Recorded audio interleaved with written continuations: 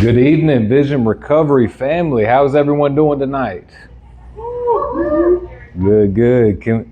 Before we do anything else, can we just acknowledge something together, that we made it here? We made it. Another week, another Friday, another opportunity to show up, even if showing up took everything we had. Some of us maybe came in feeling strong. Some of us walked in tired, and some of us barely made it here tonight. But every one of us came here for the same reason.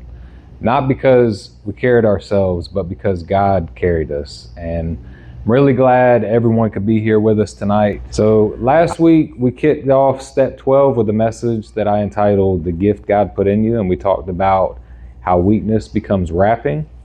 We talked about God placing treasure in jars of clay, and we talked about how your story, even the parts you don't like, are not disqualifiers. They're often the very thing God uses. And tonight we're going to take that another step further, because step 12 isn't just about recognizing that God gave you something. It's also about recognizing what He's turning you into. And that's why tonight's message is called "The Gift You Become." And step 12 in the Recovery Alive Handbook says, having had a spiritual experience, we try to carry this message to others. And that means that recovery doesn't stop with healing. It moves toward transformation. It moves outward. It moves into service. And here's that truth that the book of Romans has really been driving home for me lately, that God doesn't just give gifts, He shapes people into living gifts. Romans 12:1 says, I urge you, brothers and sisters, in view of God's mercy, to offer your bodies as a living sacrifice. And that verse hits different in recovery, because Paul isn't saying offer your perfection. He's saying offer God yourself, your body, your life, your story, your transformation, all of it. Not as something dead, but as something alive. And that is the step. It's not about becoming impressive, it's about becoming available. And over time, as God renews your mind and reshapes your heart and redirects your life, you don't just carry the message, you become it. And that's what we're going into tonight, not towards pressure, not towards performance, but towards the purpose that God has placed on our lives. So, as I stated last week, we talked about what God put in you, and tonight we're going to talk about what God is forming in you. And when step 12 says having a spiritual experience, we try to carry this message to others, I want you to notice it doesn't say after you're perfect, or after you've arrived, or after you quit struggling. It says having had a spiritual experience, meaning if God has changed you at all, if He's interrupted any old patterns or softened your heart or made you more honest than you were before, He's given you even a glimpse of freedom, then you're actually in the process of becoming the gift. This step isn't about being finished, but it's about being formed. And that's where Romans really grabbed me. For 11 chapters, Paul doesn't tell us, he doesn't tell us what to do, but he tells us what God has already done. He talks about grace, justification, freedom from sin, new life, no condemnation, nothing ever separating us from the love of God. 11 chapters of here's what God did for you because you couldn't do it yourself. And then Romans 12 comes in, and it's almost like Paul says, all right, now let's talk about what this does to you. And Romans 12, 1 through 2, which is going to be our core verse for tonight, says, therefore I urge you, brothers and sisters, in view of God's mercy, to offer your bodies as a living sacrifice. Do not conform to the pattern of this world, but be transformed by the renewing of your mind. This is step 12 language. Paul's not saying try harder or do better. He's saying because of mercy, you're changed. Because of grace, you're transformed. Because of what God has done, now you live differently. That's recovery. And Recovery Alive actually teaches this clearly, and I love how simple it is. Recovery isn't just about abstinence, it's about transformation. Sobriety changes what you stop doing, but recovery changes who you're becoming. And that's an important distinction, because a lot of people stop substances but never actually change. You can stop drinking and still be angry. You can stop using and still be selfish. You can stop numbing yourself and still be ruled by fear, control, or pride. Sobriety is behavior focused, but recovery is identity focused. And this is where this step shows up outwardly, because when God starts renewing your mind, when he starts changing the way you think, the way you respond, the way you treat people, the way that you tell truth, you don't just have something to give, you become something that other people experience. That's why this step doesn't say, now go teach everyone you know. It says, carry the message. Your life becomes the message. Your response becomes the message. And that's where, as we enter into Christmas, it fits into this without us forcing it, because God didn't just send a message to the world, he sent a person. Jesus didn't show up with a pamphlet. He didn't drop instructions from heaven. He didn't shout hope from a distance. He came near. He became flesh and he lived among people. He ate with them, walked with them, he suffered with them. Jesus didn't bring hope, he became hope, and that is the pattern. God's answer to brokenness has always been incarnation, putting his presence inside a life. And the step says that now that God has done that in you, to live it out, not perfectly, not loudly, not to impress other people, but genuinely. And Romans 12 doesn't say be transformed overnight. It says be transformed by the renewing of your mind. It's a process, a daily, ongoing thing. And it means that you choose honesty over hiding. Every time you do that, you're becoming the gift. Every time you choose humility over trying to control a situation, you're becoming the gift. And some of you don't even realize it yet, but the people around you are already experiencing God, not because of what you say, but because of what you're becoming and who you're becoming. Step 12 is not a finish line, it's a fruit. And tonight I want us to lean into that the truth of God doesn't just give us a gift, he transforms us into that gift. And the more he renews your mind, the more your life quietly starts to point people back to him. So as we move forward tonight, I want you to keep this question at the back of your mind. Who is God forming me into? Not just what is he freeing me from? Who is he forming me into? Not just who is he freeing me from? Because this is a question I've been wrestling with myself. And because the gift isn't just what you carry. The gift really is who you're becoming. So we're going to start with point 1. Is mercy transforms you.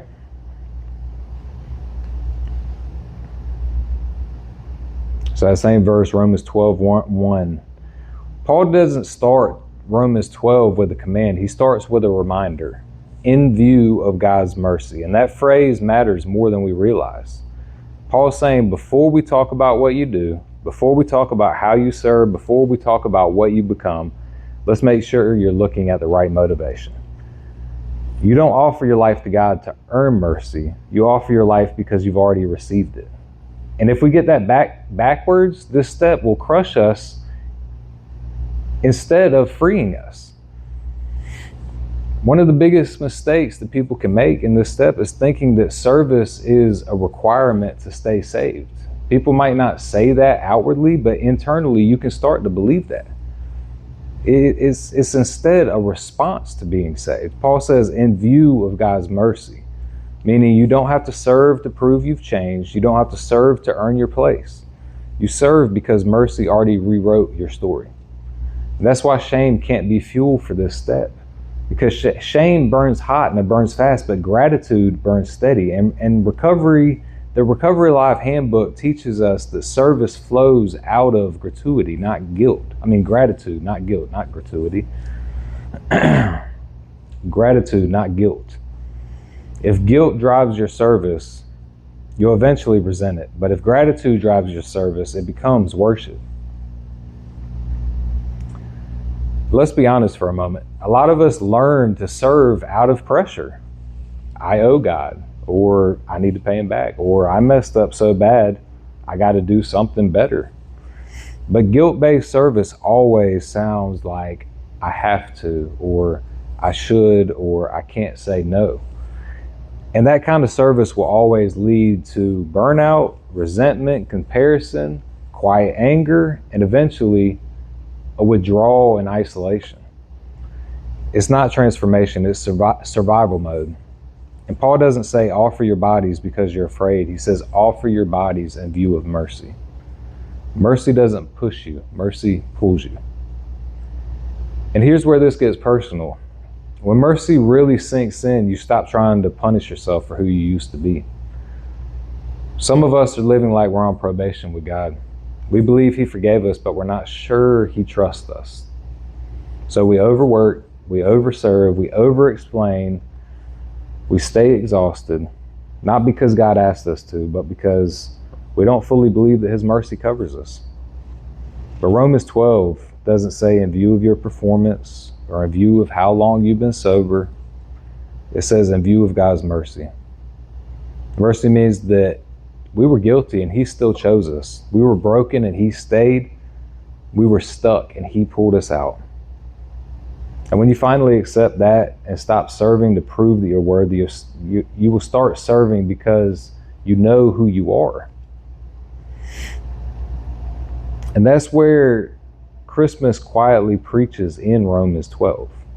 Jesus wasn't sent because humanity deserved Him. He wasn't born because the world cleaned itself up. He came while the world was still dark. That's mercy. God didn't wait for people to get better. He entered in the mess. And Jesus didn't come saying, earn your way to me. He came saying, I'll come to you. And that's why mercy always comes first. We can't carry God's message because we're fixed. We carry the message because we've been met by God. And for me, this was a shift. I didn't become useful to God when I finally got my act together. I became useful when I realized how much mercy I actually been given. When I stopped minimizing my past, when I stopped pretending I wasn't that bad, when I stopped saying that other people had it worse, because mercy only changes you when you stop arguing with it. There was a point where I realized that God didn't save me because I had potential. He saved me because He's merciful. That's it. And once that hit, serving in every regard stopped feeling like pressure and it started feeling like a privilege. And this is why it matters so much for this step, because if you forget mercy, you'll compare yourself to other people. You'll serve to feel important, and you'll quit when you're not recognized. But if you stay rooted in mercy, you serve quietly, you stay humble, you stay teachable and moldable, and you stay connected. And vision recovery isn't about becoming impressive. It's about becoming available, and mercy keeps you available. Because when you don't remember where you came from, you don't look down on people still struggling. You walk toward them. So let me ask you to sit with this question. Are you serving somewhere in any area because you're grateful or because you're afraid? Are you showing up because mercy changed you or because guilt is still driving you? Because Paul says, in view of God's mercy, everything else flows from that. So the truth of point one is mercy doesn't just forgive you, it transforms you. It reshapes your motives, it softens your heart, it steadies your service, and that's why step 12 only works when it flows from mercy, not guilt. And once mercy transforms you internally, something else begins to happen. You don't just do good things anymore. You start to become something different, which actually leads to our next point. Because transformation doesn't stop at gratitude. It renews your mind and it reshapes your life. So that's point 2. Renewed minds create new people. Romans 12:2, I'm going to read it real quick. It says, do not conform to the pattern of this world, but be transformed by the renewing of your mind. And Paul says something incredibly important here. And if we miss it, we miss why step 12 actually works. He doesn't say be transformed by trying harder. He doesn't say be transformed by willpower. He doesn't say be transformed by getting your act together. He says be transformed by the renewing of your mind. And that word transform there is powerful. It's not behavior modification. It's not image management or not trying to hide your mess better. It's interchange that produces outer fruit. And this is where our recovery either becomes real or it becomes exhausting. Because if all you do is try to act differently without thinking differently, you will eventually revert back to who you used to be. Transformation doesn't start with behavior, it starts with belief. And we see this in our Step 12 handbook. It says old thinking leads to old behavior, but renewed thinking leads to new living. That's why so many of us don't just need sobriety. We need a whole new way of seeing ourselves. It's because before Christ, before recovery, before honesty, our minds were trained in lies. Some of us were trained by trauma, addiction, rejection, survival. And the problem wasn't just that it wasn't just what we were doing, but it was a lot of what we believed about who we were. And I know for me, I don't know about for y'all, but before recovery, I didn't see myself the way I see myself now, and certainly not the way God sees me. I saw myself as a burden, a problem, disappointment, a failure waiting to happen. And even after getting clean, even after recovery, those labels don't just disappear, and they don't disappear overnight. You can't stop using, and you can stop using and still think like an addict. In fact, you do. But that's why Paul doesn't say stop conforming. He says be transformed. Because conformity changes behavior, but transformation changes identity. And this step only works when identity changes.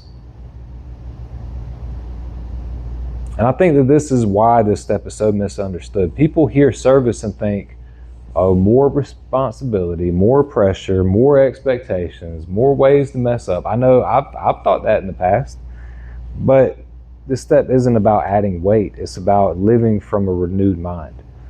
When your mind is renewed, you stop seeing yourself as a liability or a mess waiting to relapse, and you start seeing yourself as someone who is redeemed, who is sent, who is useful, who is trusted by God. Not because you're perfect, but because God is transforming you. And that's why the step doesn't say, now that you're fixed, go help others. It says having a spiritual experience. It means that something has changed inside of you, and now that change is shaping who you're becoming. As we get closer to Christmas, it just reminded me that this is actually, Christmas is one of the clearest pictures that we have of renewed thinking. Because the world looked at the manger and saw poverty, weakness, insignificance, nothing impressive at all. But God looked at that same manger. He saw salvation, hope, rescue, and redemption wrapped in flesh. It was the same scene, but two completely perspectives. And that is what a renewed mind will do. A renewed mind will see value where others see weakness. A renewed mind sees purpose where other people see problems. A renewed mind will see calling where people see brokenness. And until your mind is renewed, you'll keep disqualifying yourself from the very thing that God is forming in you. And I had to learn this personally, and I still have to preach this to myself every day. This is one of my biggest struggles. I didn't just stop using drugs. My mind had to change. I didn't wake up one day believing that I was useful. I had to unlearn years of lies. Lies like I'll always be this way, or I can't be trusted. I can't even trust myself, or I'll never be consistent. But slowly through recovery, scripture, community, worship, honesty, walking through the process of recovery, God began renewing how I saw myself. Not as the addict who messed everything up, but as a man that God was redeeming. Not as someone who should just quietly sit in the back, but as someone who God could actually use. It didn't happen overnight, but it happened through renewal, and He's still renewing me.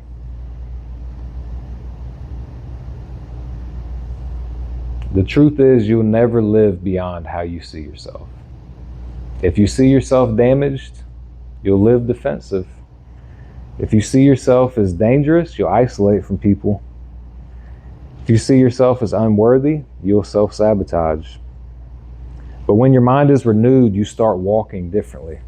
You start speaking differently. You start responding to people and situations differently. Not because you're trying to become someone new, but because you are becoming someone new.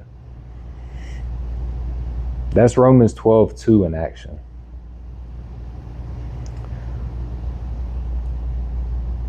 Step 12 doesn't just help other people, it cements what God is doing in you. Because every time you show up and encourage somebody and share and serve, your renewed identity gets reinforced. You don't pretend, you begin practicing who God says you actually are. So the truth to point to is renewed minds create new people. And this step is asking you not to be somebody that you're not, but it's inviting you to live as who God is already shaping you into. The world saw a baby in a manger, but God saw salvation. And tonight, maybe you've been seeing yourself one way and God sees something completely different. And when your mind changes, your life will follow.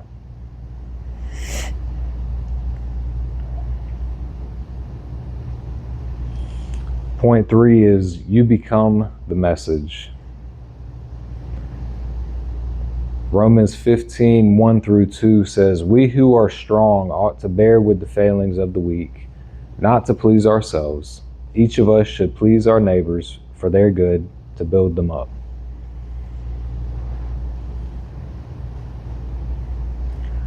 So I think this part of step 12 is where it takes a turn that people don't expect. Up to this point, like I was saying earlier, a lot of the recovery up to this point is inward, facing your past and owning your behaviors, healing wounds, learning new patterns, renewing your mind.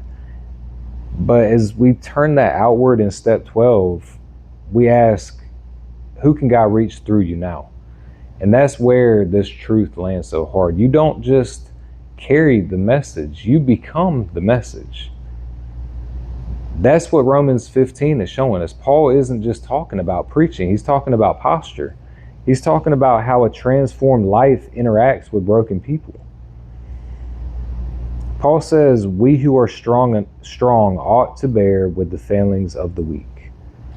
And that word bear matters. It doesn't mean tolerate, it means carry, it means stay, it means walk with. And this is so important because most people don't need another lecture.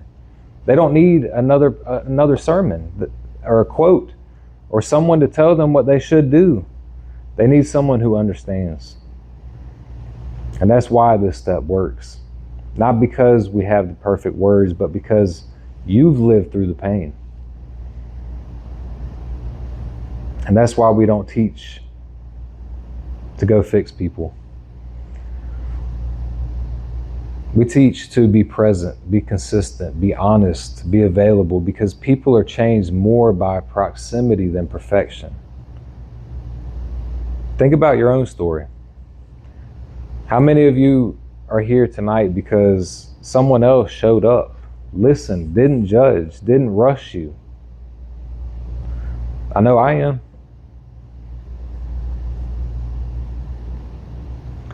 Your life preaches louder than your words ever will.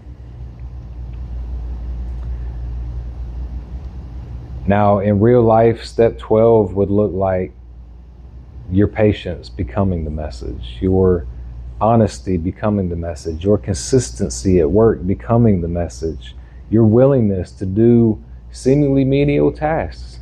That becomes the message. People are watching how you respond when life gets hard. And I don't mean that as something to scare you, but they're watching how you handle frustration, whether you disappear when things get uncomfortable, and without realizing it, your life is telling a story. And for some people, that story is the first real picture of hope they have ever seen. And this is where Christmas brings this together. God didn't stay distant. He didn't send a memo. He didn't shout instructions from heaven. He became the message.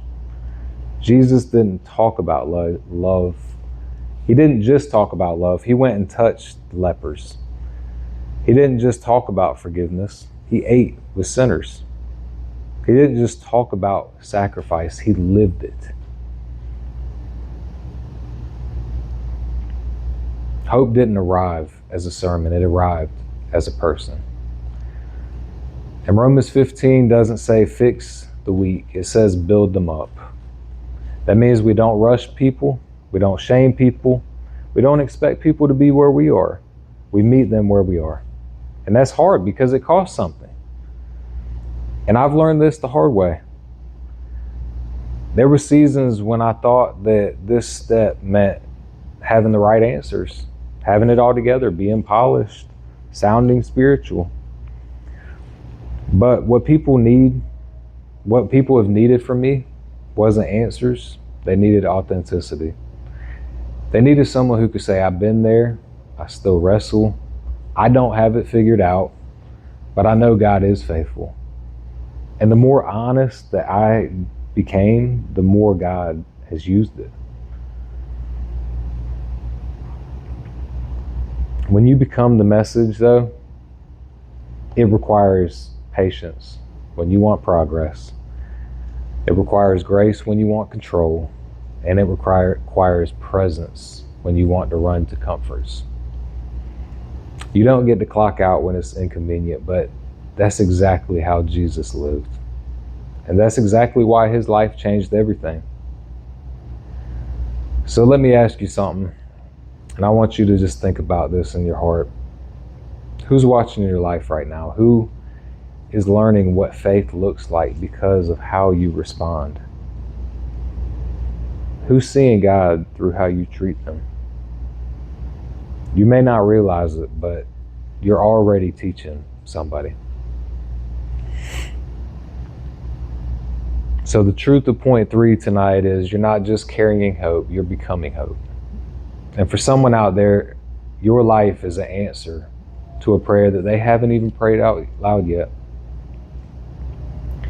Step 12 says, now live it, walk it, and become it. Now this is where all this comes together tonight, because this step isn't about doing more. It's not about signing up. It's not about proving you're serious. It's not about trying to become someone you're not. It's about surrendering deeper, because everything we've talked about tonight points to this truth that God isn't waiting for you to become qualified. He's shaping you as you walk with him. If Eric, you can go ahead and make your way up. Maybe some of us have been holding back, not because we don't love God, but because we don't trust that he could actually use someone like us. Maybe you've told yourself that you're still struggling, you still mess up, you still don't have the right words. But step 12 isn't pressure, it's an invitation. An invitation to stop resisting the work that God is already doing. An invitation to stop hiding what he's already rewriting. An invitation to stop disqualifying what he's been forming. If you've been resisting service because you feel unqualified, this is your moment. If you've been holding back because shame still whispers in your ear, this is your moment. Not to commit to a role, not to sign up for anything, but to say, God, I'm willing to be shaped, willing to be used, willing to let you continue the work you've already started. Because the truth is, you don't become the gift overnight. You become the gift by surrendering again and again and again and again. So tonight, as we move into worship, this altar's open. Come if you need to lay down fear, shame, control, whatever it may be. Let God shape you into the gift that he's already forming. Let's worship together.